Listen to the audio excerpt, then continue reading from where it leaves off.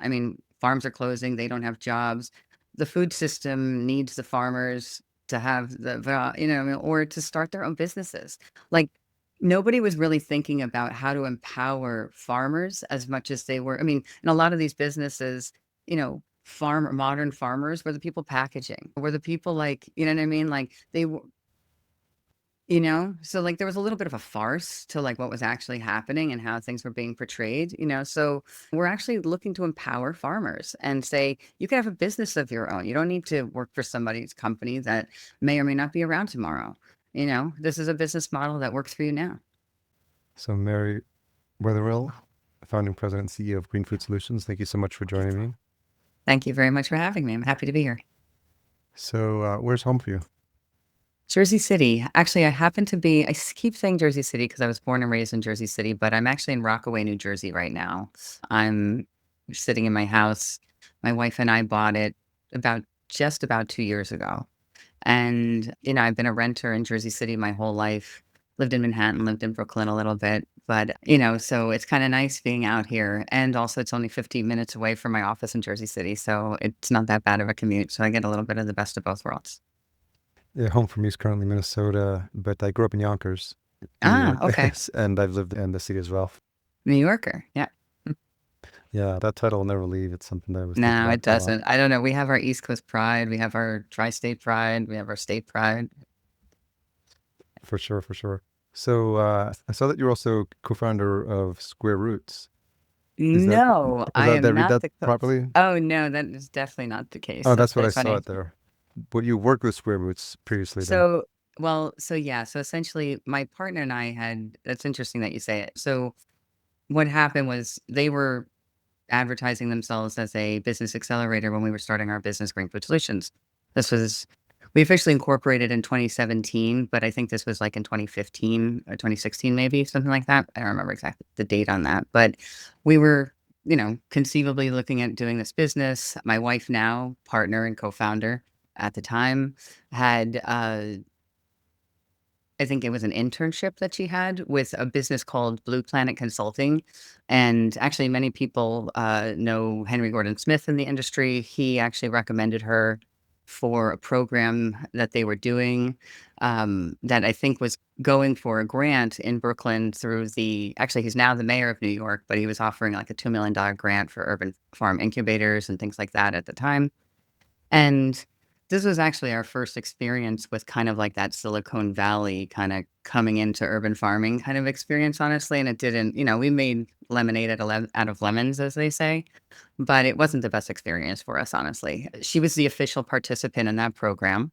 I was her we were co-founders. It wasn't incorporated yet, as I said, but it was our concept in business to go into urban farming. She had actually introduced me to hydroponics in general.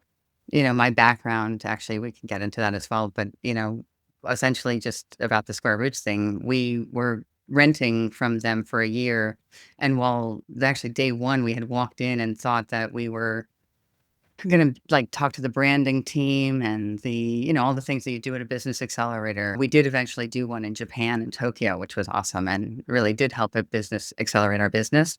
But at the time, they were like, "Oh, we don't even get to that stuff till the end of the program." I mean, there was a long story obviously involved, but we were there for a year and we were growing food, selling it. And we came up, they were doing some like 70-30% kind of thing, with farmers. And it just really wasn't what they said it was. Mm, And, so we kind of made the best out of it. We learned a lot about freight farms, which is the system they were using, and we hacked the hell out of it and learned how it was how over engineered and didn't make money and wasn't feasible and all these things, and really kind of studied the systems. Again, that's to my wife and co-founder's attribute, where she actually was, her name's Electra Jarvis.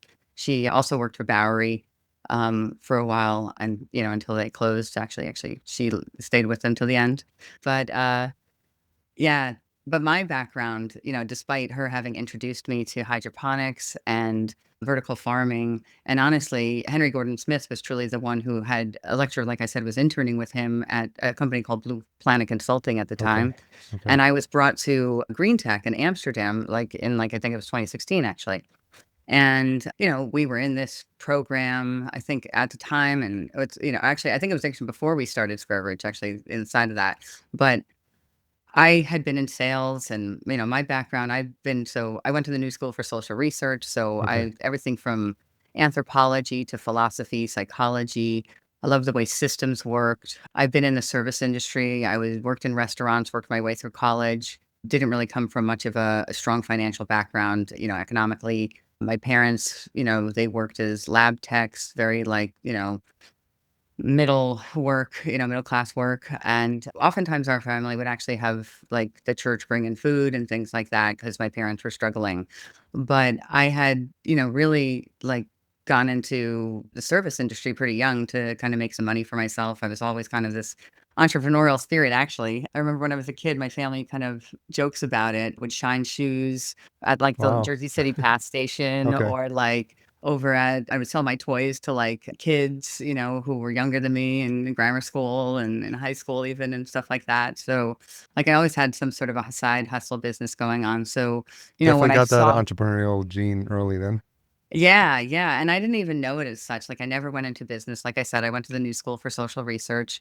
Like, everyone graduates with a BA in liberal arts, so you're kinda like, "What am I gonna do next?" And, I loved wellness, I loved health, and so, I went into my massage journey, and I went into that, and, so my background in being in restaurants and being a waitress and, kind of then as a massage therapist working in gyms, it just kind of, I guess, built this service and customer service mentality inside of who I am, and, I really do love people and I love life, and I'm just kind of very active that way. I love to travel.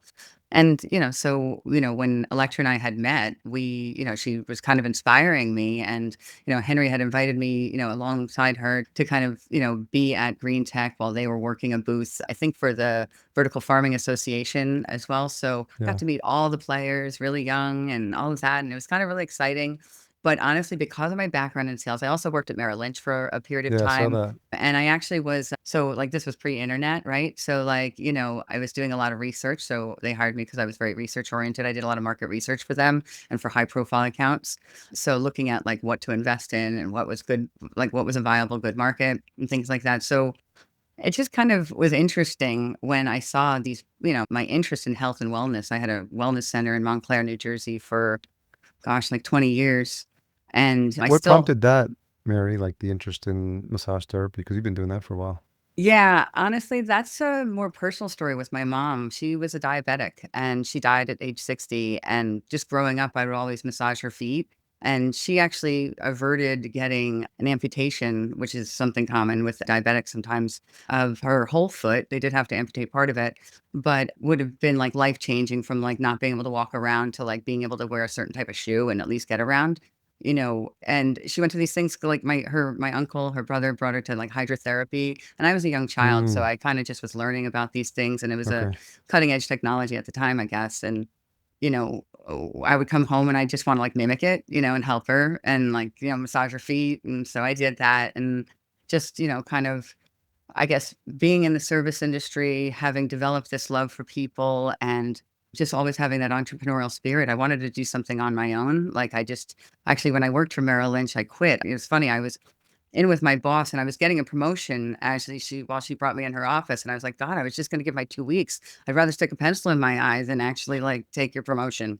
Like I That's just really funny. didn't like the corporate environment. Not a fit for So you. yeah, so I just went on the path I went on and studied massage, graduated that, worked at a gym for a while. So again, just really engaging with people and healthily minded people, to be debated, but But with that said, that was really kind of my background and launch into it. It was truly meeting Electra, and even that's the benefit of what happened in Brooklyn with the Square Roots program. You know what I mean? Like I learned how to grow food. I'd learned how to, I tend to be good at monetizing ideas and concepts. And so I basically, was like, "Hey, this is not working as a business." And everyone was so in farming Mm, that it's yeah, like yeah. they were in the sales channels and the things to do and the way it's done and the da da da da. And it's like, "No, let's try this. Let's do that." And honestly, after being in Brooklyn in the shipping containers for a year, because that was a year program, we actually had to fight for our customers. It almost went on to Politico. It was a deal. But like when we salvaged most of our customers. We did get some stolen from us. But when we were in the search for looking for a space to continue growing food for our customers, we ended up in it was a farm, it was a greenhouse in the Bronx. It was growing basil mostly, I think, for Italian Okay. restaurants, but it was Okay. failing. So it Yeah. started renting out space to people struggling like us because all the farmers we knew were struggling, including ourselves. Yeah. And selling the food was, kind of a struggle in and of itself, being combated with these other challenges in a, pseudo accelerator program. But we were on top of an affordable housing building. It was a 10,000 square foot greenhouse. What part of the And Bronx is this? it was on Tinton Avenue. It's 168 in Tinton. So, basically, whatever, a lot of people in the industry have opinions about that farm and why it failed and all the players that were involved with it. But the thing is that regardless of those things, what we were noticing was that it was a commercial farm that was failing. Everyone kept trying to do the same thing over and over again. And you know that expression about insanity and things like that, right? So it was just like we saw none of the food was going to the people in the building. So we created a program for that from our food. And then we also just started pitching the idea to, you know, architects, developers, like you name it. And like we got our first break, and our first farm was actually in Bushwick, Brooklyn, 54 Knoll Street. It's the Denizen, it's still there. And we've never lost a farm. That building actually went bankrupt, and that was mostly our R&D section. All of our farms are indoors now. That was a rooftop Okay. farm, Okay. but we realized they don't really actually work that well. And especially in the built environment, the way it's developing today for the ever urbanizing world we all know about and live in. Things that were suburbs like Montclair, New Jersey, Westchester are completely urbanizing and city urban centers themselves, and then you roll it out to different places. And, so we started to see that the target markets that were really interested in this, and that was a feat in and of itself as well, may I add. Like, so we did so much customer discovery. We were actually invited to Drexel University through a sponsorship that we had gotten through the NSF, the National Science Foundation. Okay. And they sponsored our going to this customer discovery program. And we just took as much out of it as we could, in the sense of we worked with those professors. They loved our concept and idea. We went to all of these trade shows literally around the world and like just interviewed thousands of farmers essentially. And we realized exactly who the customers were for this and who they weren't. And, we do sell to commercial farmers various equipment, but, we also know where it applies and where it doesn't. And we're not looking for anyone to fail in their goals and dreams. You know what I mean? So, Yeah, it and we makes a lot see of a lot sense. of that, you So know, I'm curious for folks that don't understand or know what Green Food Solutions does. And a lot of times when sure.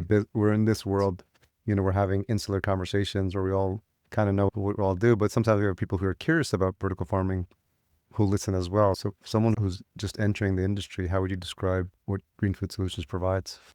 Well, so Green Food Solutions is a farming as a service business. We're the first to franchise the concept and scale through partnership. We're looking to bring this to the 35 different cities that we are registered in. We, are actually in conversations with Canada and Toronto specifically about bringing Green Food Solutions to that city. And there's a lot of interest because once we sit down with people and we show them the numbers and the business model, franchising is actually regulated by the Federal Trade Commission. So you don't get any of this like mumbo jumbo. Like you actually have to be really transparent, like the food system we would like to see in the world. So, we really kind of had certain core values and inside of our mission. Our mission is essentially to empower what we'd like to call a new local food system. And so, what we do on the day to day is, we sell equipment, we install it, we train people how to run their farms, or we maintain it for them through what we call our farm or garden amenity services. And farmers in our business concept get paid for their farming through these service contracts. An annual service contract can average 30, sometimes 50, sometimes $60,000. You're not selling the food, you're getting valued as a value add in our communities. And we Mm, saw this was something that wasn't new. Like these are companies that already work with third party vendors in different ways. And it was like we were working right into these market segments in a way that already worked for them. In fact, they were looking for things like this, So, I mean, hospitals. There was $1 million project that they're still looking to get the grant for Maimonides Hospital in Brooklyn, where they have 6 satellite sites putting in farms for the prenatal patients that are in there that basically will learn about the nutrition. The nutritionalists will come in there, will be the farmers harvesting the food, making it available to them, and they'll talk about the actual nutrients that the prenatal vitamins come from, say, kale or basil or what's being grown there. And actually, they are going to donate a system, a growing system, to one patient who actually kind of like takes it on and owns it and like is there a lot and participates and learns how to run and grow their own food. They're going to donate a system to them. So it's really like we just like we're like wowed by how many people like this serves them, it serves us, it serves farmers. It's actually profitable. Like year one, like we don't like the way it's set up is that we don't have any operation costs after year one. I mean, so the ROI is quick. You can even meet your operating costs quickly. And it kind of was like, I just had a different pair of lenses to the service industry. I can't say that I had anything other than just a different perspective than farming. And, I mean, like people who've been in farming, I imagine, you're so in it, you want that to work. Yeah, You yeah. really want that to work the way you think it should work. And it just doesn't seem to be working. I mean, when I look at it from the outside in, historically, obviously from like free farming to, farmers from through slavery, farmers, most of the farms even today, like need volunteers or subsidies or something. And it's just, it's not, I mean, the food system's broken because the business model is broken. Do Hmm. you know? And we Yeah. need a better business model. So I saw that you work closely with Tower Farms. Is that correct too? They were our first and honestly most popular system. So we work with, like I said, almost every vendor that is at Indoor AgCon and all of these shows, and things like that. Like we were in green tech even before we even started the company. We made Yeah, yeah. relationships with everybody. So, and honestly, what I like to say about that is that a lot of the vendors who are in our secured network, they see that like, I think right now in the industry, the manufacturers, I mean, the farms are struggling. We see them closing. We also see manufacturers closing. I mean, freight farms, obviously, right? And, I think what happened there was that there's just everyone is thinking that we were told ourselves to actually develop systems. I'm so glad we did it. Mm, You know what I mean? We were like, oh, why don't you guys invent a system? You hacked the yeah, freight farm, you know this, you know yeah, that. yeah, You could, know how over engineered it is. We would tell people, plumbing has existed for centuries, guys. You know what I mean? Like, you don't really need all this. yeah, yeah. So you kind of have to meet. And Tower Farms, to your point, was actually that happy medium. Like they really meet you in the middle with technology and innovation, So, and there's a lot of, while their system is proprietary, the attachments weren't. So like it was just very like applicable and it just made sense. And it had the right price points back to profitability. So like I have a catalog of, Dutch buckets, rack systems. I mean, I can turn a whole stadium into a farm. It's just not what we believe in or do, but like we work with every vendor, we have shipping containers. We get, we can make everything for you. But we really advise on the small distributed farms and we have people start slower, not large. I'm not a huge fan of build it and they will come, So, and that's just, I think they again, tried like that I'm model pretty and it didn't work. frugal. Like, Yeah. I'm sorry. I didn't mean to No, I was interrupt you. saying I think they tried that model and it didn't work. Yeah. Yeah, exactly. So I'm So curious. So Mary, since you have so many systems at your disposal and so many great relationships with your these partners that you've mentioned, a lot of which have been on the show, how do you help new farmers kind of make their way through that maze of decision making? Do you is there vetting involved? Are you looking at business plans? Like, how do you understand and help them make the absolutely. right decision? Is it best if they have some experience? If they're doing it as an investment with zero farming experience, are you warning them? I'm just curious about those conversations. I started with zero farming experience, So the truth is they don't need the farming experience. What we do look for is someone who can manage teams. And when I say teams, you're looking for someone who can work in like a retail mall. You're looking for someone who's upbeat and friendly, which are a part of our core values. You're looking for someone who's gonna, when people come in the farms, the person is like, "Hi, how are you doing today? Is this your first time at your hydroponic farm?" Kind of things like that. We have scripts for everybody, kind of like rolling it out. But when you think about the personality and the type of person, so the business owner doesn't necessarily have to remain the farmer. Well, I Okay. did originally, and I Yeah. loved it, and I was really passionate about it because of my own journey around health and wellness. Very proud to say that I actually lost about 90 pounds and I've kept it off for like, I don't know, like Wow. 10 years now. Yeah. Yeah. But I, I think that food is really something that people need access to, and the nutrition and the density of that is lacking. And, we all know that, universities are studying it. And, I see that, we just really kind of need to bring that back to people in a real way, and just, I mean, obviously we could go through the flaws. I feel like I'm digressing a little here, but, it's all of it seems to be a little on topic. No, for sure. It's all related. And I think when people are listening, a lot of them are coming in new as well. So it's not just folks who are established in the industry. When you're looking and having these conversations with people that are looking to work with you for the first time, what do you look for in these owners or these people that want to do this? And what should some of the warning signs be if, so that they understand what they're getting into? Yeah, absolutely. So I think essentially what we're looking for is someone who is interested in a local 9 to 5 business. So outside of, in the franchising world, there's a lot of poke bowls and things like that, right? And for people who are interested in starting a farming business but see themselves struggling, we support in every which way. So like we're supporting on the actual sales calls. We have all the marketing information. So there's a lot that we train them in that we've set up already. So really they need to be able to follow a system. They need to be someone who's willing to be a part of a team, brand minded, in the sense of like they like when I kind of came in and I was like, wow, this, like many people do in this industry, they're so inspired and then so deflated by some realities that they see, and I think that it's like that inspiration doesn't have to go away. It's just innovation can look different. It doesn't have to be through technology. It can be through thinking and, innovation through business models, you know, but people in general are people who have been transitioning through jobs, and things like that. But yeah, for the most part, the people that we're looking for are generally people who are passionate about the food system, interested in owning a business of their own, but not on their own. That they realize that we'll support them, that it's like a partnership in many ways. And, we work with them even on financing if they need that. We pretty much know every aspect of how this is needed to roll out, and we have a very detailed operations manual with all of collaborative SOPs that support them in that. So when like the skill set that they really need is this customer service oriented, upbeat ability and loving to engage with people, especially if they're going to be the growers themselves. Like I Yeah. said, we're a very face forward business. This is like, people are walking in and out of the farms.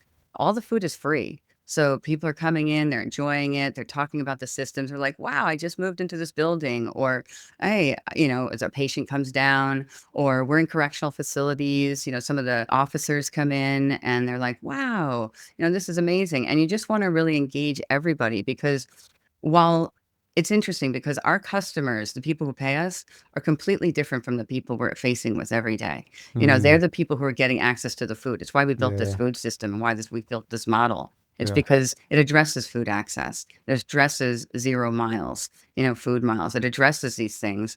So for people who are passionate about that actually being realized in their community, the system exists now. And, we'd love, to have a conversation about partnership. Do you ever have conversations with folks who come to you expecting one thing and then after you going through what you just went through, they sort of get a little shell shocked and just maybe decide it's not for them?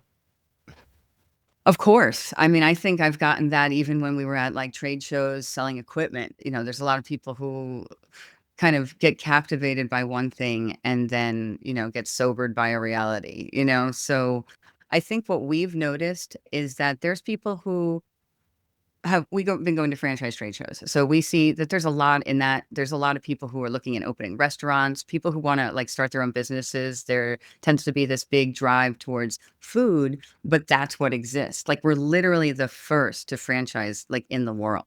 So, we have zero national competitors. Like we already have, I said, all this interest. Like our first franchisee is very likely going to be in Chicago or Dallas, Texas, whoever comes first. It's about signing the agreement and we'll roll it out.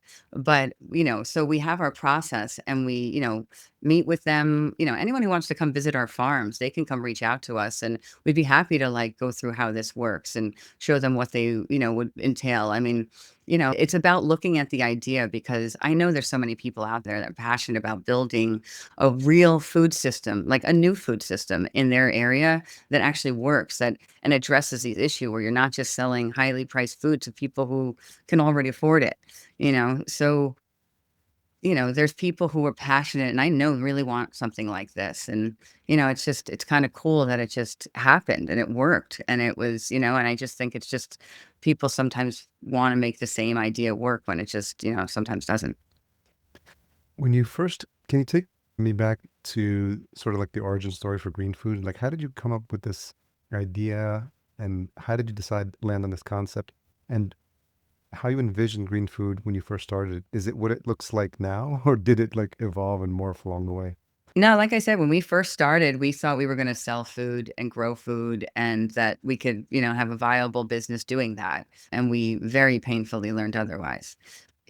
How we came about this is more through I think a little bit it really evolved through that moment when we were realizing that we were just dealing with what we dealt with, trying to hold on to our customers in the Brooklyn containers, as we were moving to the greenhouse, and then kinda seeing that, like, I was seeing that everyone was failing around us in a way. I mean, those shipping containers aren't in Brooklyn anymore, that company went out away too. So, that as I was noticing things, I think things layered, right? And I was just saying the fact that none of the people in the building were getting the food was a problem for me. I wasn't necessarily caring about traditional farming. I was caring more about people getting access to fresh, healthy food, which is what actually helped me lose 90 pounds. Yeah. I was interested in, them realizing that it's not all about counting calories. Sometimes it's about counting chemicals, you know, and looking to fresher sources of food, and then seeing where communities didn't have that.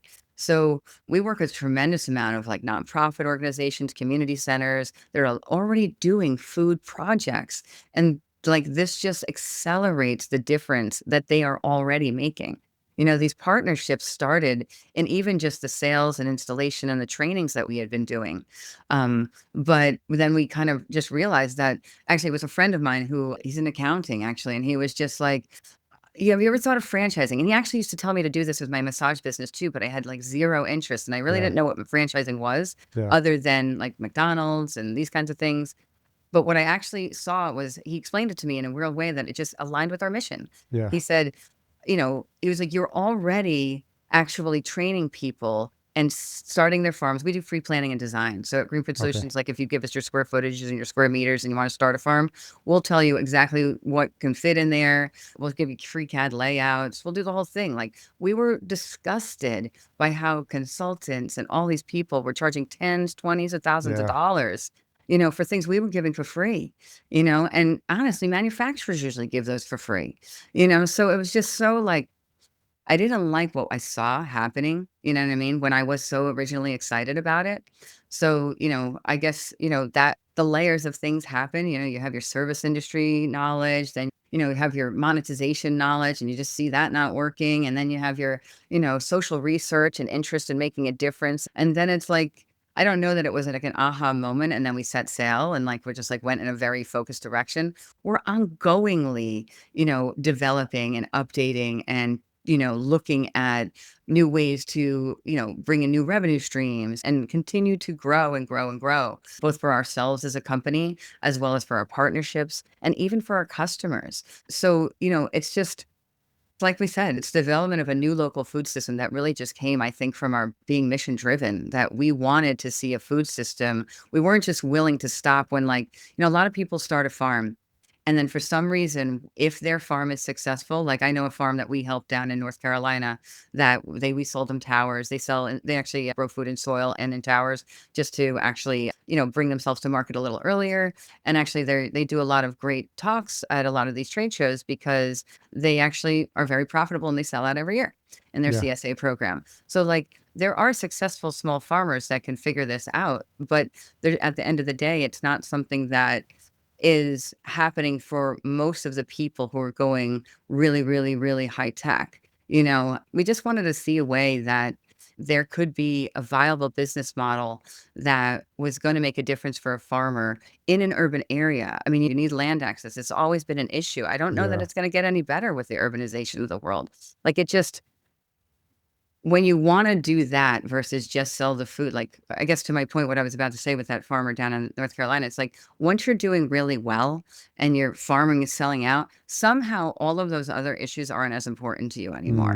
mm, Like, you're mm, doing well, like, you know yeah, what I mean? And I only really hear that from the people who aren't even following that, like, in the newsletter that Indoor AgCon done, I mean, you had mentioned, we basically, were sharing with them about how we don't use traditional sales channels. We are in multiple market segments in completely different ways. And, it's really interesting that, people aren't looking outside of the traditional box of those things, even with this innovation of technology. Yeah, we're innovating around manufacturing and product development, but I mean, is that really what's gonna help the food system, or is it the actual systems behind how those systems can be utilized, right? It's like, it's not the drone that's bad, right? It's how it's used. for sure, Mm. for sure. Where did you think you got your knowledge about like helping businesses think about monetization in a smarter way? Because that seems like to be like a good, like a prime skill that you have. Honestly, I don't know if this is true or not, but I think I got it because of having grown up poor.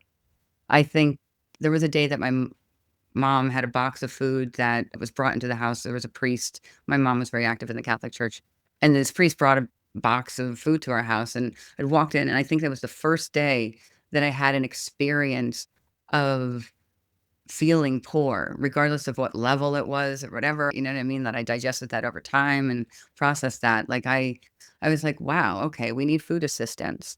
And that just kind of, I don't kn it wasn't even, I don't remember making the decision. I just know that the behavior that I started doing was I went out and started selling my toys, and I started Yeah. shining shoes. My grandfather was a chemical engineer, but he was also a carpenter and made sailboats and cool things, and so he made this shoe shine box for me, and I would just take this wooden shoe shine box with all my stuff and shine shoes for all the people going, into Wall Street and stuff like that as a kid, and they thought I was the cutest thing. I'm actually made quite a bit of money, you know? It's just being resourceful when times call for it. Resourceful would be a good way to put that. Yeah. I'm curious about takeoff agreements and when people build these farms, a lot of times they don't take that into consideration where they're going to be selling it if it's not a partnership with like a hospital or a research center.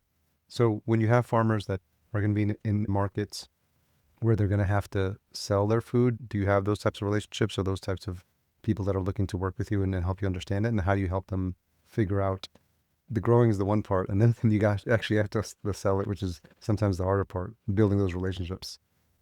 So we don't work on business models for them and selling the food, particularly in the franchise, because the whole model is totally premised on actually earning your living on the farming contracts. Mm, So okay. our revenue streams are obviously people get paid 30 to 50% markups on like products that we sell. They'll make money on the installations. They'll make money on their, ability to either train or maintain, as we say, their farms, through our services. And those contracts and templates and ways in which of running those systems and processes are all laid out. So, there's multiple different revenue streams. We hold workshops. There's different ways that, workshops, for example, we're a B2B business, so we're not B2C. So these are much higher ticket items, where you might have to sell to 100 to 300 people, you know, we're, running certain locations. Like I said, like one of our farms actually is like $60,000 contract. One of our farms is a $30,000 contract. One is like a $12,000 contract. One is a, so like there's different size farms and how we do our pricing and things like that so that it really works for literally every player involved, and especially including the farmer, because those are the people being forgotten. I mean, farms are closing, they don't have jobs.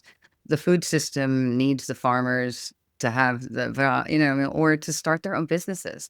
Like, nobody was really thinking about how to empower farmers as much as they were. I mean, in a lot of these businesses, modern farmers were the people packaging, were the people like, you know what I mean? Like so like there was a little bit of a farce to like what was actually happening and how things were being portrayed. So we're actually looking to empower farmers and say, you can have a business of your own. You don't need to work for somebody's company that may or may not be around tomorrow. This is a business model that works for you now. How do you think about partnering when it comes to vendors and folks that you work with? Is there something that you look for, or is there a consistent thread when you think about the partners that you're working with? I like working with people I enjoy. I really do. I start there. I've had meetings with so many different people, so many different manufacturers.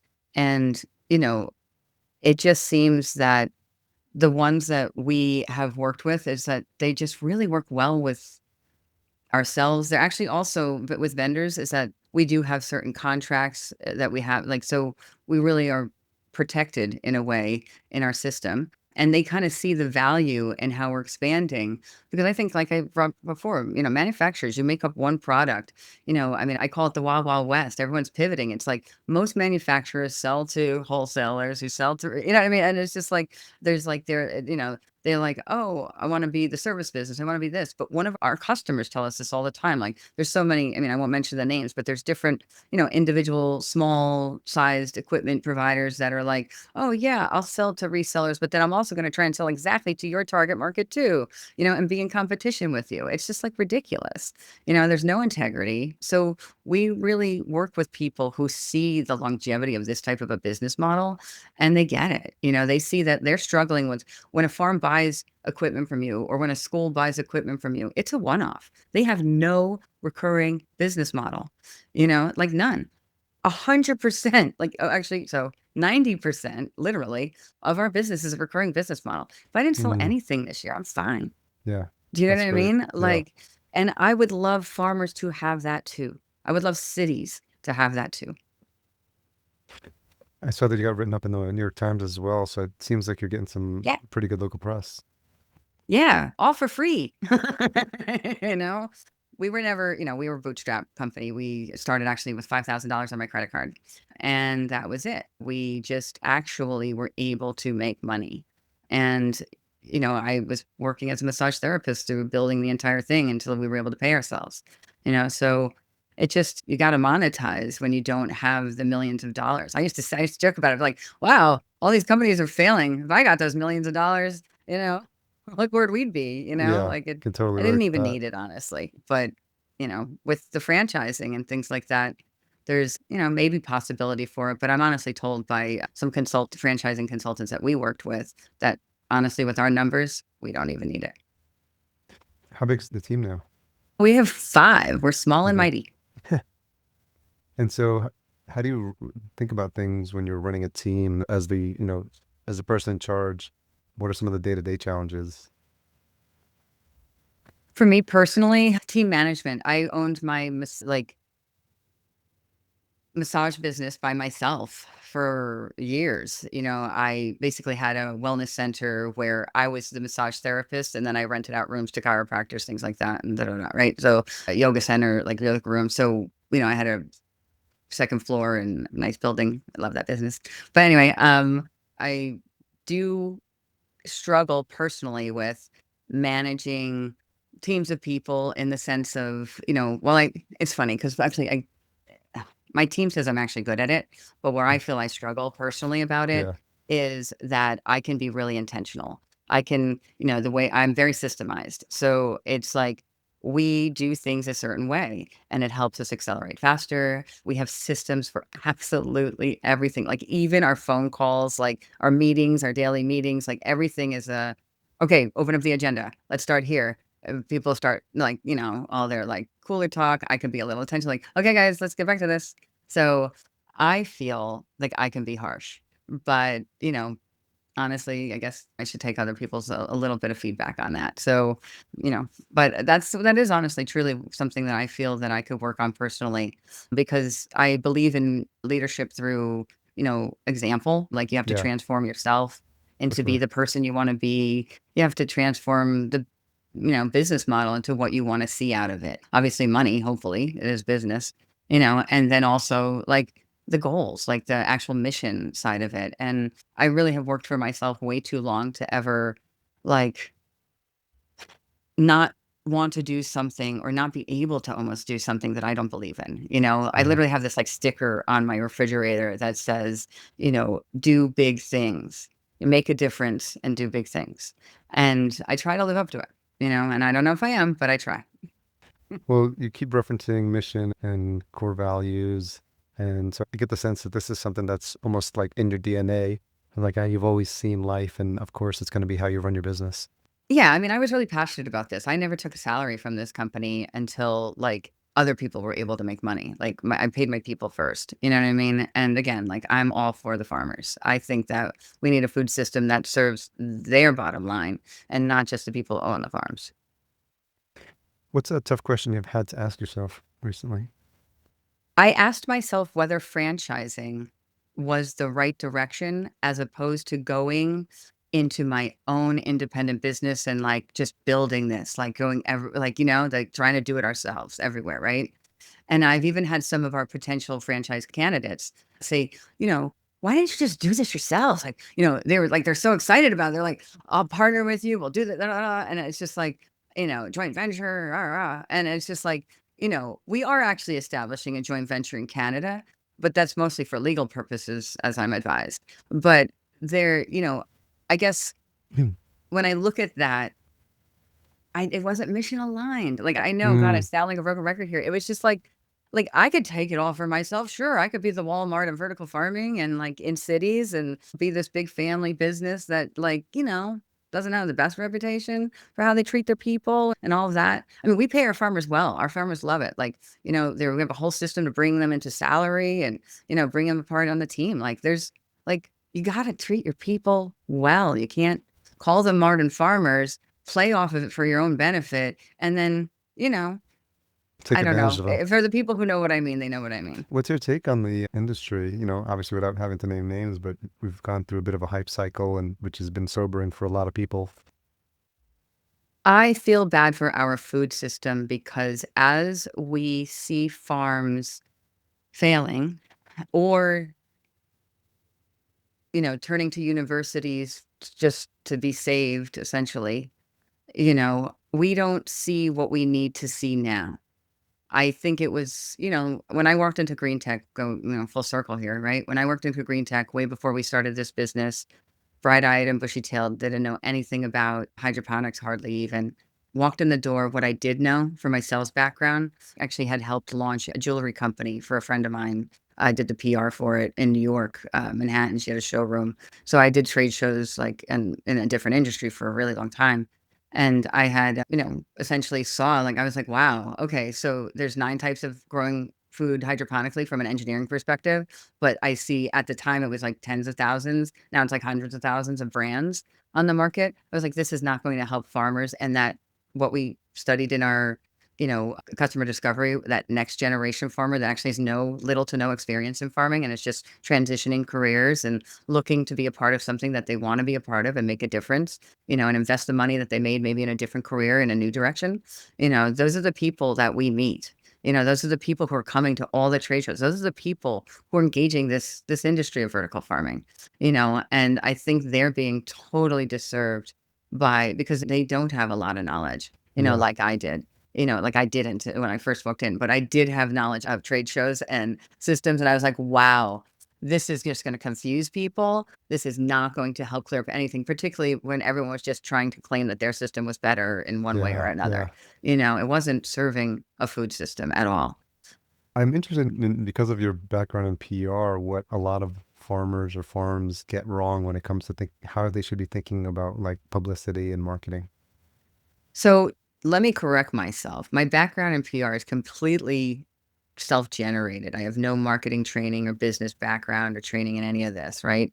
Even when I was hired and worked for Merrill Lynch, I got the job through my aunt. She was a nun and she used to run a school in the World Trade Center teaching French to mostly children of financial advisors and things like that. So Yeah. when most of my cousins and I needed a job, we called her aunt's sister because she was a nun. Her name was Marie. But we were like, "Aunt, sister, can you help us get a job?" And she would always talk to her banker friends and all the people that she took care of their kids and taught them French and things like that. So, and then she would, but so where my PR, I mean, if you could re-ask the question, because I just have to be honest about that part of it. No, I mean, sometimes the best experience comes from doing it yourself. And so, regardless of all the education, because I didn't really get education in entrepreneurship and marketing as an entrepreneur myself, and I've been doing it for 11 years, and a lot of it is just having to learn and sometimes learn what to do and what not to do. But over time, you get good at it. Yeah, and that's why, someone who's interested in partnering with a green food solutions and owning one for themselves in their area or their community, like that is exactly the thing. Like it's a step-by-step process and we walk you through it every step of the way. We are with you for the learning curves. It's kind of like, how like you have on-the-job training? Like we're actually like there with you on those sales phone calls, showing you until you feel comfortable leading those PowerPoint presentations that we've already aggregated and put together for you.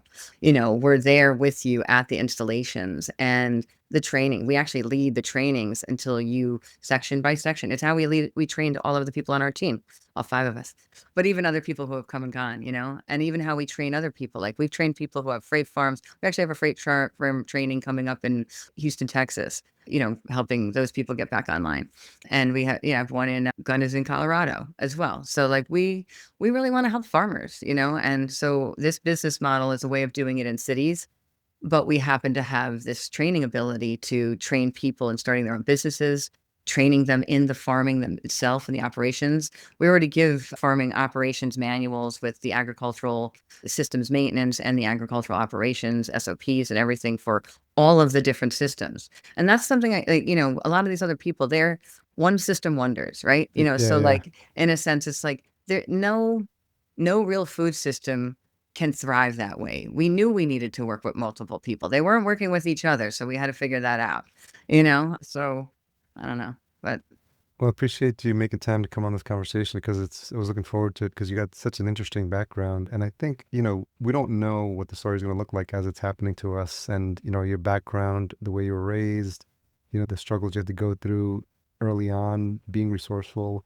they just started to all lay the path for you so that you would call on these skills later on in life. And it seems like that's exactly what's happening. And when you talk about building a company that's as mission driven as yours, you can easily see when you listen to this story how that happened because of who you are. It's in your DNA. It's clear that this oh, is yeah, I didn't need it. I didn't need the headaches or the business, honestly. My business is doing great, Montclair Therapeutic Massage Center, I loved it, it's still going, but yeah, not me. Yeah, I always have this, like, next idea to be like, "Here we go," I was really just genuinely inspired. My mom another thing, my mom was a director of a homeless shelter for many years when I was a kid, and she just really showed me that, like, you have to kind of just really be open and share your heart with people. And, there was a point at which I told you I used to sell my toys, right? Well, she took all my GI Joes, right? And she gave them to the homeless shelter. And then she really taught me a beautiful lesson. She's like,